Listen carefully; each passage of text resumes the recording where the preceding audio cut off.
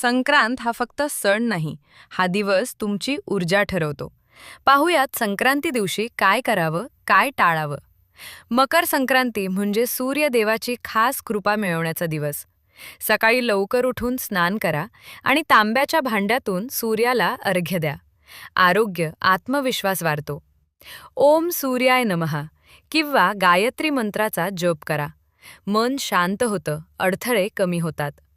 तीळ, गूळ, धान्य किंवा उबदार कपड्यांचं दान करा. पुण्य तुमच्याच सोबत राहील. तिळगुळ वाटा आणि गोड शब्दही बोला. नाती आपोआप मधुर होतात. पण आज राग, भांडण, वाईट शब्द टाळा. जड व अतिखारट अन्न नको आणि उशिरा उठणंही टाळा. संक्रांत सांगते एकच गोष्ट: स्वच्छ मन, गोड वाणी ठेवा आणि सूर्यासारखी सकारात्मक ऊर्जा.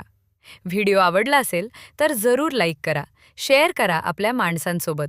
आणि असेच उपयुक्त सकारात्मक व्हिडिओ पाहण्यासाठी नटराज ज्योतिष चॅनलला सबस्क्राईब करा.